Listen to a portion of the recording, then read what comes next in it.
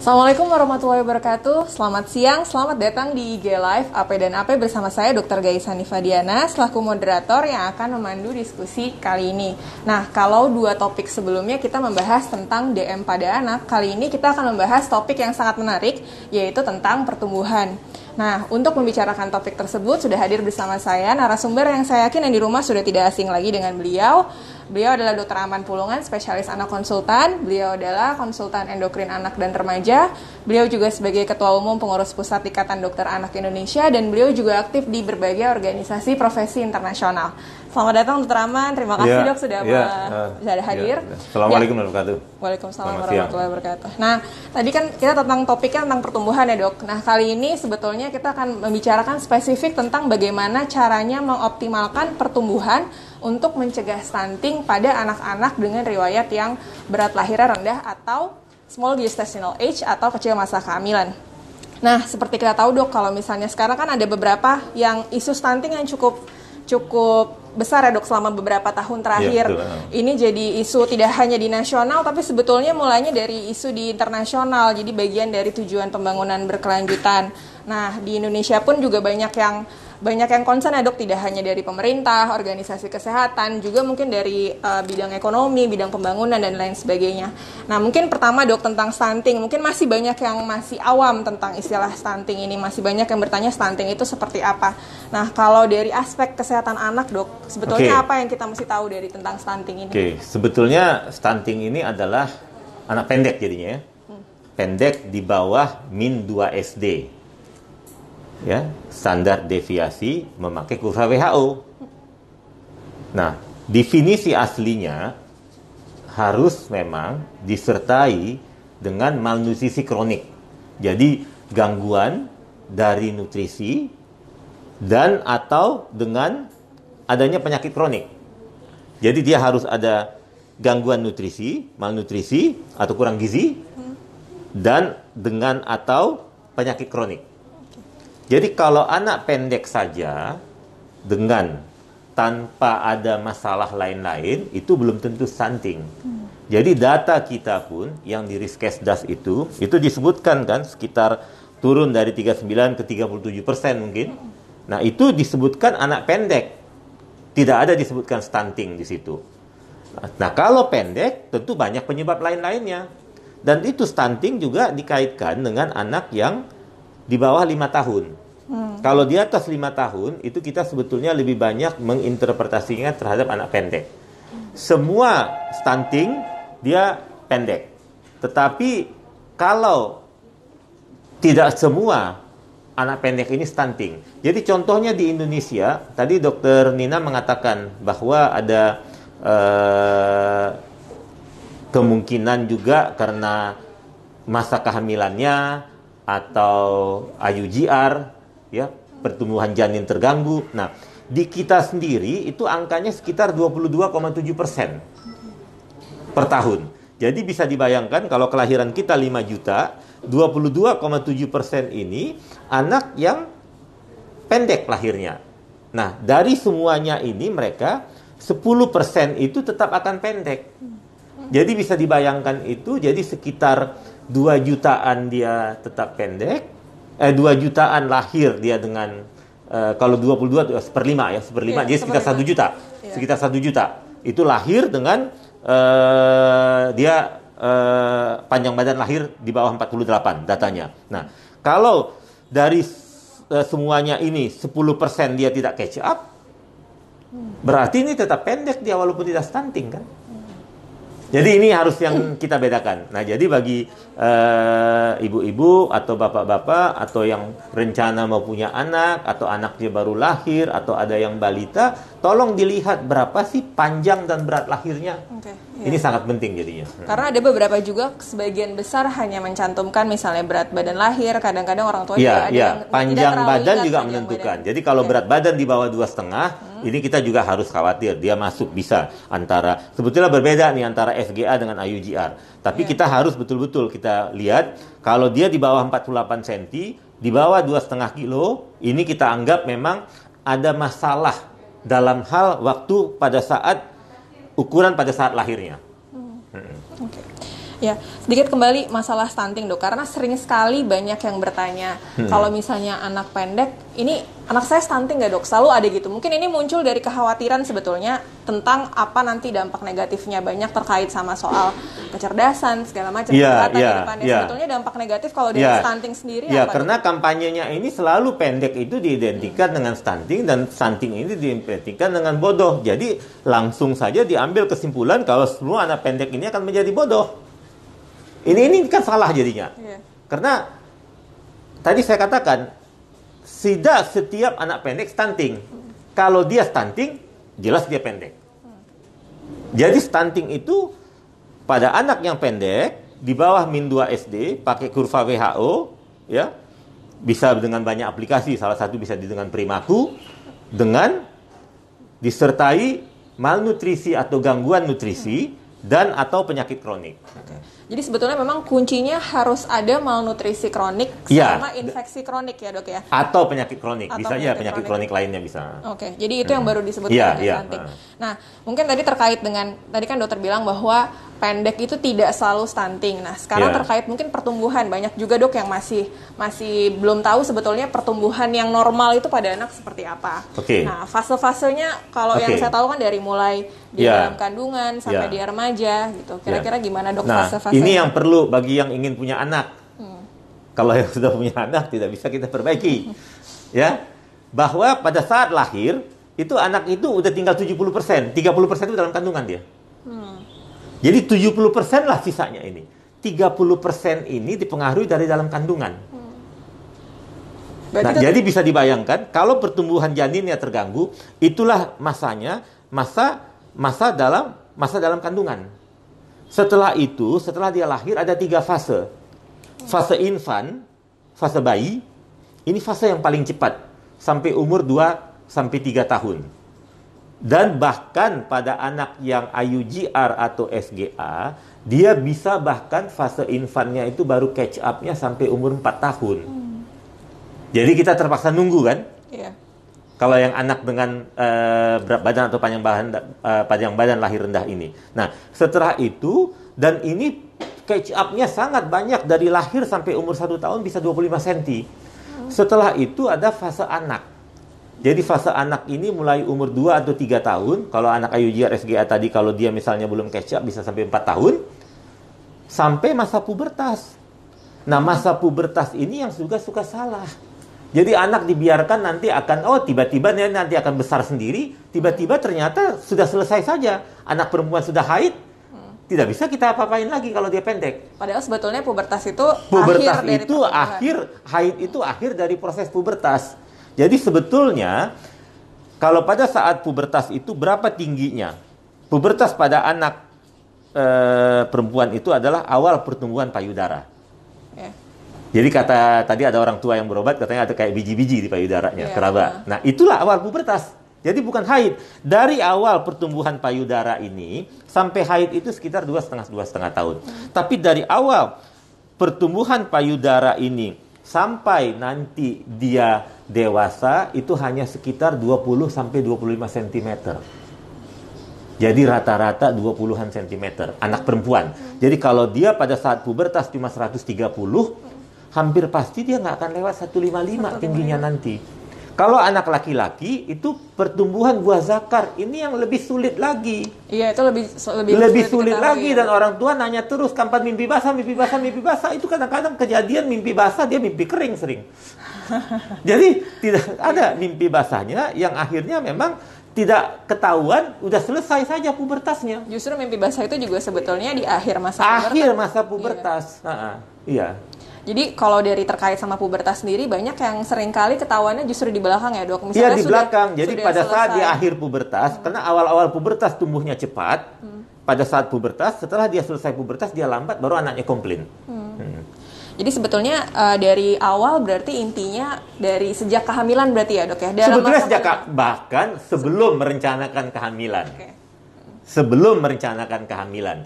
Jadi pastikan memang kita sehat pada saat itu, kita cek kesehatan, dan setelah itu pantau. Dan pada saat masa kehamilan ini, minta dokter kebidanannya juga membuat kurva dalam kandungannya. Jadi kita tahu, karena ada beberapa fase, apa trimester 1, trimester 2, trimester ketiga yang kurva pertumbuhannya itu flat. Ini akan mempengaruhi pertumbuhan ini anak nantinya, long termnya.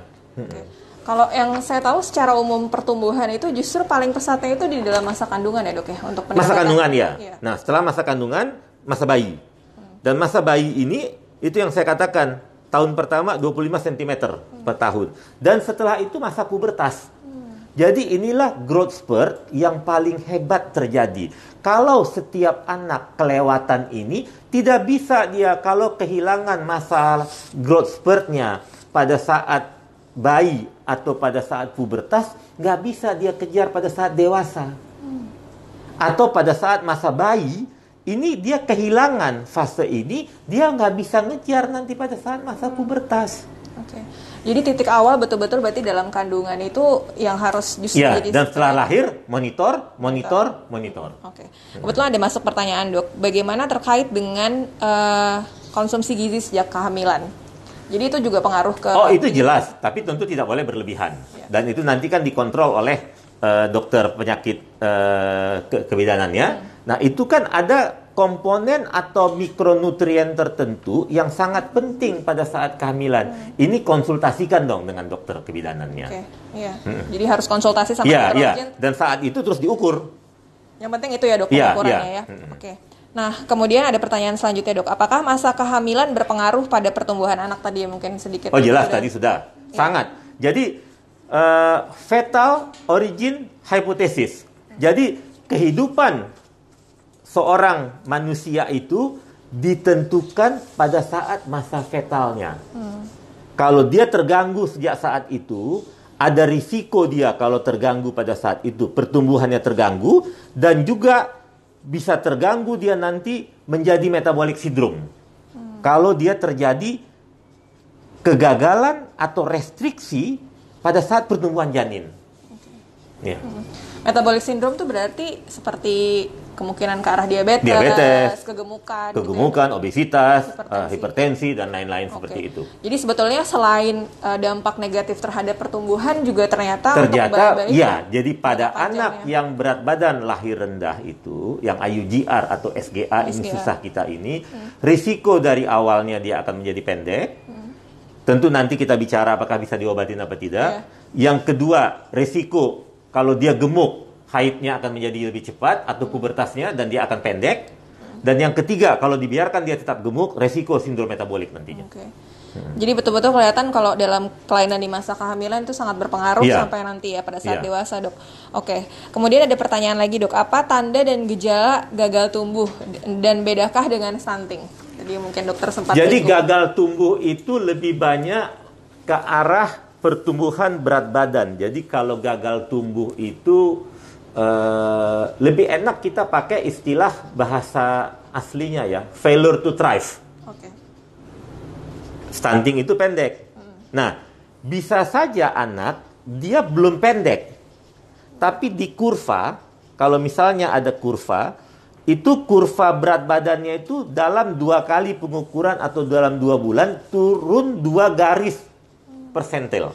Ini kita katakan dia failure to thrive. Walaupun dia belum pendek. Dan akhirnya dia wasting, yang bisa-bisa akhirnya dia tetap menjadi nanti terganggu pertumbuhannya. Jadi kalau misalnya gagal tumbuh ini, kalau bedanya dengan stunting tadi, kalau gagal tumbuh dia akhirnya tidak diterapi dengan baik, tidak dinutrisi dengan baik, akhirnya bisa jadi stunting berarti. Ya. Terus kemudian, nah tadi dokter kan sempat menyinggung terkait dengan puber pada anak laki-laki ya dok ya. Nah ini ada pertanyaan, apakah anak yang sudah mimpi basah itu masih bisa tambah tinggi dok? Masalah bisa tambah tinggi tergantung. Kita harus lihat umur tulangnya. Jadi kalau dia misalnya 16-17 tahun, dia sudah mimpi basah, tulangnya sudah tertutup, tentu tidak bisa. Atau bahkan dia umur 13 tahun, sudah mimpi basah dan dia pubertasnya agak cepat, tulangnya tertutup. Jadi 13 tahun saja bisa dia tidak tambah tinggi lagi. Tergantung umur tulangnya. Jadi ini menarik dok, karena berarti ada 2 macam usia dok ya sebutannya. Mungkin usia kronologis, jadi usia tahun dan usia biologis. Usia biologis ini atau usia skeletal atau bone age. Atau usia tulang ya tadi. Usia tulang. Nah itu yang sebetulnya ini yang real menentukan pertumbuhannya. Ya. Karena bisa saja Dia sama. memang lebih muda atau dia lebih tua. Oke. Tapi anak gemuk dia cenderung lebih tua. Oke.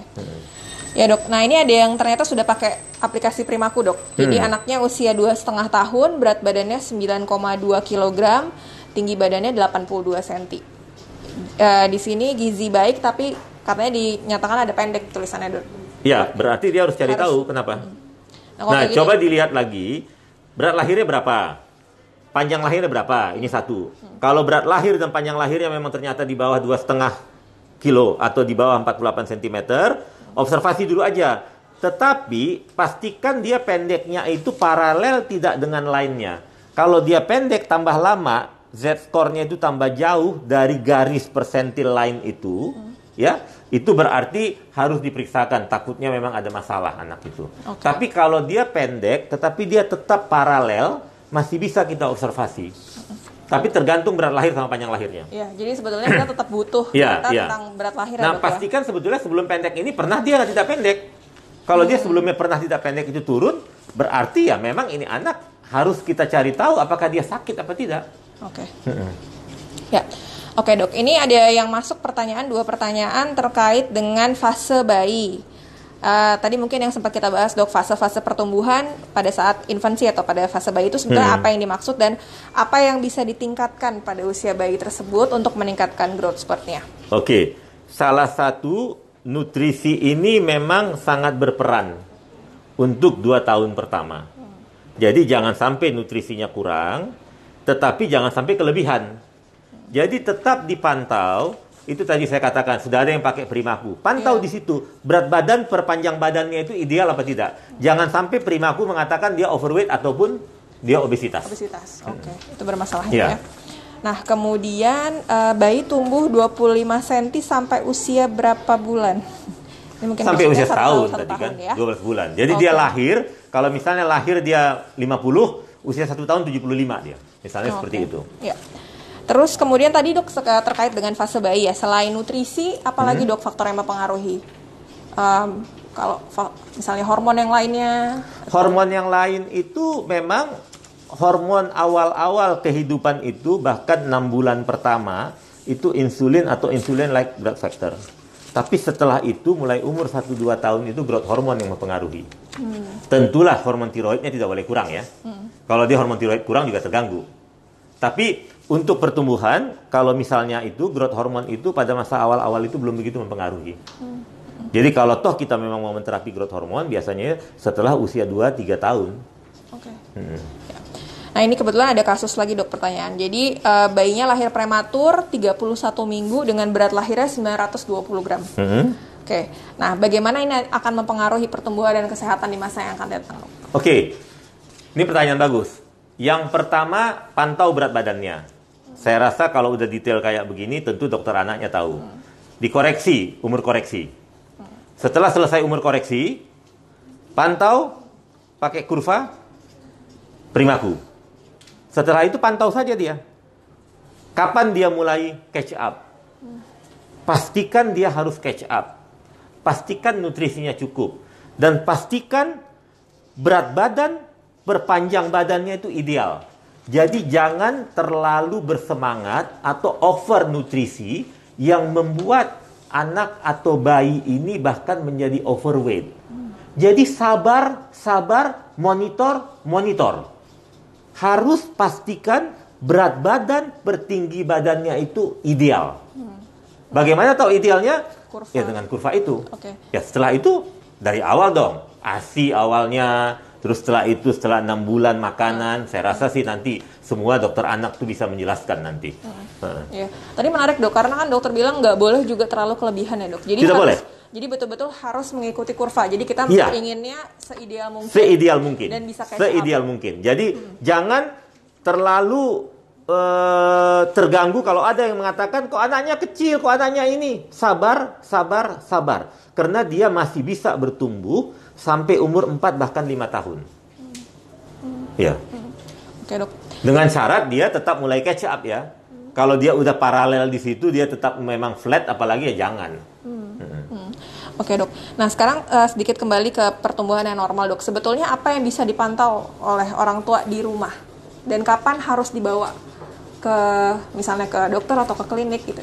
Oke, ini kan masa PSBB ya. Betul, Dok, ya. Dikaitkan dengan masa PSBB. Kalau saya rasa usahakanlah orang tua, terutama balita, punya alat timbangan di rumah. Ini yang pertama ya. Ini kan banyak, bisa dengan cara macam-macam kan. Ada yang timbangan kita dikurangin itu ini, bahkan kalau di posyandu aja pakai dacin kan dulu kan. Waktu zaman saya masih dokter umum pakai dacin itu bahkan. Tetapi pakai alat yang sama.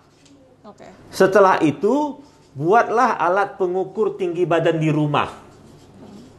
Ya. Kalau misalnya memang dia itu masih bayi sampai 2 tahun, dia harus diukur dalam keadaan tidur. Ya. Ayah bunda yang mengukurnya harus 2 orang karena dia harus lurus. Ya. Diluruskan dan itu harus flat dia. Nah, kalau misalnya memang dia sudah di atas 2 tahun, dia harus bisa berdiri tegak. Jangan pakai sepatu. Setelah itu diplot di perimakunya. Oke. Jadi itu yang bisa dilakukan di rumah. Itu bisa dilakukan. Kontrol juga KPSP-nya perkembangannya, kontrol juga imunisasinya kan dengan perimaku. Kalau perimaku mengatakan dia memang turun kurvanya atau dia cenderung berat badannya menurun atau cenderung panjang badannya menurun, usahakan kontrol dengan dokternya. Sekarang kan bisa telemedicine. Lapor aja minta kontrol sama dokternya telemedicine. Dok, ini kurvanya begini, kasih lihat. Terus dia tanya bagaimana. Apakah perlu berobat langsung? Paling tidak konsulkan hasil kurvanya ini dengan dokter anaknya. Bisa dengan telemedicine dulu. Oke. Ya. Nah, kemudian ini ada yang sedikit bercerita dok pengalaman. Ada yang dengan anak IGR atau SGA. Terus kemudian ditanyakan kalau misalnya hasil hormon yang lainnya normal, misalnya sudah dicek tiroid, kapan sebetulnya perlu ke konsultan endokrin, dok? Kalau semua udah normal pasti ya? Iya. Sekarang berapa umurnya nggak tahu ya? Enggak. Oke. Jadi tunggu sampai paling telat sampai umur 4 tahun lah kalau saya bilang. 4 tahun. Kalau 4 tahun dia tidak catch up, kalau dia perempuan harus dianalisis kromosom. Setelah itu semua normal, dia bisa diterapi growth hormone. Oke. Jadi sebetulnya untuk misalnya nanti ada yang perlu rujuk ke endokrin, sebetulnya nanti kita bisa tunggu. Ya, tapi dengan syarat kurvanya itu paralel ya. Iya.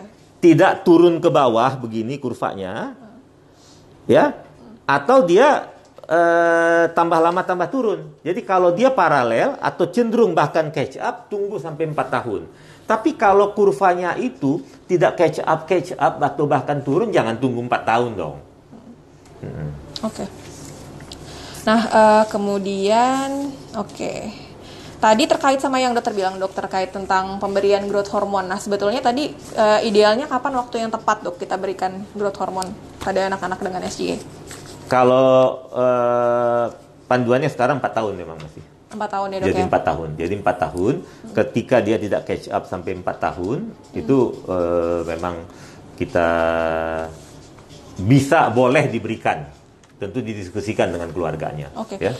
Nah, kira-kira apa saja, dok, yang indikasinya, dok, atau hal-hal yang mesti dipertimbangkan atau diperhatikan sebelum akhirnya diputuskan ini kita berikan growth hormone, dok? Oke, tentu kita harus periksa ya. Darahnya harus kita cek, ada growth factornya harus kita cek. Kalau dia anak perempuan, kita harus cek juga analisis kromosomnya, hormon tiroidnya harus kita cek. Dan kita pastikan memang tidak ada masalah-masalah lain pada anak ini. Jadi anak ini tidak menderita sakit lain-lain. Ya. Nah, setelah itu barulah kita jelaskan risiko benefitnya terhadap orang tuanya, dan ini dibolehkan secara saintifik memang untuk diberikan. Nah, nanti kita lihatlah kapan untuk membuat dia sampai betul-betul catch up jadinya. Sampai berapa lama mau kita terapi jadinya. Oke. Kalau menurut pengalaman dokter, setelah kita mulai pemberian terapi growth hormone, sebetulnya dalam berapa bulan itu sudah kelihatan efeknya, dok? Efeknya sebulan 2 bulan ada, tapi kalau dia memang mau ngejar tergantung. Kita pada saat mulai terapi itu dia min berapa SD dia. Kalau dia udah pendek sekali itu lama dia catch up-nya. Dan beberapa anak kadang-kadang pada saat dia mendekati usia pubertas. Jadi kalau untuk terapinya itu 6 bulan 1 tahun percuma kalau saya bilang. Kalau kita mau terapi itu tahunan. paling tidak mendekati masa pubertas. Beberapa anak memang pada saat masa pubertas dia catch up, habis itu tidak perlu diterapi lagi. Tapi beberapa anak ketika kita lepas growth hormonnya turun kembali kurvanya. Jadi itu case by case kita harus lihat jadinya. Oke. Tapi tidak mungkin hanya 3 bulan 6 bulan. Walaupun efeknya itu sudah kelihatan. Ya. Oke, jadi itu juga ya dok yang mesti dipertimbangkan. Iya, kita pertimbangkan. Kalau kita mau terapi, toh kita buktikan ini anak sehat kan. Jadi pertimbangkan dulu indikasinya apa, kenapa kita mau terapi jadinya. Oke. Nah, kemudian tadi ada pertanyaan sampai umur berapa dok usia tulang tuh kalau pada anak laki-laki sama perempuan dia sudah menutup atau tidak tumbuh lagi? Kalau perempuan itu sekitar 14 itu dia sudah hampir 98-99% tuh kalau saya bilang. Dan biasanya itu setelah haid ya? Setelah haid. Jadi rata-rata tuh kalau setelah haid itu dia nggak banyak lagi ini. Kalau anak laki-laki ya 15 itu ya sudah sekitar 98%-an. 98%. Ya jadinya. Jadi kalau misalnya dia 16 itu udah ber-99%. Jadi kalau saya bilang sih udah nggak ada ini ya. Umur tulang ya kita bicara. Umur tulang, iya. Oke. Nah, saya juga sering dapat pertanyaan dok di praktek juga. Sebetulnya apa dok yang bisa dilakukan kalau misalnya tadi sudah menutup, misalnya masih ada misalnya 98%, apa yang bisa dilakukan untuk mengoptimalkan misalnya pertumbuhan? Ini agak sulit kalau saya bilang memang, apalagi kalau dia udah 98%, 97%, ya. Kalau saya bilang, ya kita cek kadang-kadang kalau misalnya ada parameter lain yang dia kurang vitamin D dia, kurang kalsium atau kurang zat besi, mungkin bisa agak mempengaruhi. Dan anaknya harus dibuat seideal mungkin. Berat badannya jangan sampai juga dia obesitas. Tidur harus cukup. Tidur tuh harus cukup 8-10 jam. Ini mengoptimalkan hormonnya dan olahraganya juga harus cukup. Ya. Itu tentang kerja hormon pertumbuhan memang efektifnya terutama pada saat malam, pada saat tidur, deep sleep ya, pada saat deep sleep. Nah, Nah ini ada pertanyaan lagi ya dok. Anak usia 1 tahun tapi bone age-nya usianya 6 bulan. Itu bisa, nggak apa-apa. Masih normal ya dok? Itu normal. Nah, berat lahirnya 2,4 kg dengan panjang lahirnya 46 cm. Oleh dokter dikatakan kurang hormon. Iya. Katakan apa? Kurang hormon katanya. Kira-kira menurut dokter gimana? Mungkin bisa jadi, saya nggak tahu. Mesti ditanyakan sama dokternya. Mungkin dokternya mempunyai mengikuti lain, dia tahu itu kurang hormon, saya nggak tahu. Karena saya nggak tahu tinggi badannya berapa sekarang kan, panjang badannya berapa, panjang badannya nggak tahu ya. Jadi memang ya harus didiskusikan lagi dengan dokternya itu. Oke. Kemudian pertanyaan berikutnya ada anaknya usia 3 tahun dok, kemudian bone age-nya sesuai dengan usia. Kemudian dari ini ada data terkait sama pemeriksaan tiroid, kalsium, dan IGF-1. Untuk kalsium dan hormon tiroidnya dalam batas normal, IGF-1-nya 84. Dari apps Primaku itu disebutkan gizi baik tapi pendek. Apakah ini tanda kurang? Iya, itu agak rendah tuh ya. Umur berapa dia? 3 tahun dok. Tapi bone age-nya naik. Laki perempuan ya? Nggak ada data dok. Ya kalau saya bilang sih bagusnya diperiksakan tuh. IGF-1-nya agak rendah tuh ya. Oke dok. Ya. Kalau dia pendek. Oke. Kemudian pertanyaan berikutnya, bayi usia 2 bulan beratnya 5 kg, panjang badannya meningkat 5,5 cm sejak lahir. Apakah ini sudah cukup baik? Atau harus lihat kurvanya. Jadi kita nggak melihat, karena kita lihat berapa posisi dia sebelumnya, dan lihat di kurvanya itu, dia meningkat atau dia paralel. Kalau dia paralel masih oke, kalau meningkat pasti bagus. Tapi kalau dia menurun tentu tidak bagus dia, walaupun dia ini. Jadi jangan dilihat tergantung umur dan berapa panjang badan dia sebelumnya. Ya, ini ada pertanyaan juga terkait dengan pemberian kalsium dan vitamin D, dok. Nah, ada anaknya pendek dibandingkan teman-temannya dan saat ini dapat kalsium dan vitamin D. Apalagi yang perlu dilakukan untuk membantu pertumbuhannya? Iya, harus dicari tahu kenapa dia pendek ya. Karena memang banyak faktor ya dok. Iya, banyak faktor ya. Yang karena kalau kalsiumnya kurang vitamin D tentu bagus diberikan. Tapi kalau enggak ya jangan jadinya. Okay. Nah, terkait dengan aktivitas saya dokter kan sempat memunculkan tentang olahraga. Sebetulnya ini juga sering ditanyakan. Ada olahraga khusus nggak dok biasanya? Nggak ada olahraga apa saja bagus buat anak. Saya olahraga apa yang nggak saya lakukan, toh saya nggak tinggi. jadi kalau anggapan olahraga jadi nggak ada. Jadi bukan berarti kalau kita main berenang atau main basket lebih tinggi daripada pemain catur, belum tentu. Iya, jadi banyak waktu saya dulu sekolah kebetulan saya olahraga segala macam dan saya juga di tim bola tidak masuk tinggi, saya masuk tim catur juga. Termasuk ada juga kontra juga ini, jadi nggak ada. Tapi olahraga yang baik aja semua baik ya. Jadi kan banyak faktor jadi tadinya. Oke. Nah, kemudian pertanyaan berikutnya, apa yang bisa dilakukan saat hamil? Mungkin maksudnya dalam masa kandungan agar bayinya tidak kekurangan growth hormone nanti ke depannya. Tadi kan sudah saya katakan, dipantau aja pertumbuhannya. Dan dokter kebidanan tuh tahu jadinya. Kemudian intervensinya pada saat hamil atau pada saat bayi? Kalau intervensinya memang ada masalah pada saat kehamilan dia flat, tentu dokter kebidanannya nanti tahu apa yang dilakukan. Oke.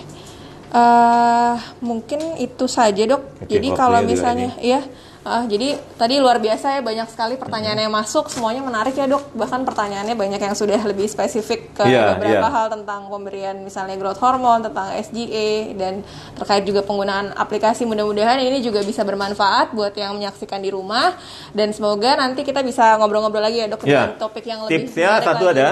Ya. Jangan lupa tetap memonitor pertumbuhan, perkembangan, dan imunisasi walaupun dalam masa pandemik ini. Terutama apalagi anak yang berat badan lahir rendah atau panjang badan lahir rendah. Jadi usahakan pantau di rumah. Ya? Imunisasi juga nggak boleh terlambat. Imunisasi jangan, imunisasi nggak bisa dari jarak jauh. Imunisasi pastikan harus bisa memang. Ya, imunisasi nggak bisa. Dan kalau yang lain-lain tentu bisa dengan telemedicine. Ya, karena kita nggak tahu sekarang pandeminya sampai berlangsung sampai lama kapan. Ini kalau saya bilang. Ya, oke. Baik, dokter, saya ucapkan terima kasih sudah bersedia hadir, peluangkan waktunya. Mudah-mudahan kita nanti bertemu lagi di kesempatan yang lain. Saya ucapkan terima kasih. Assalamualaikum warahmatullahi wabarakatuh. Assalamualaikum.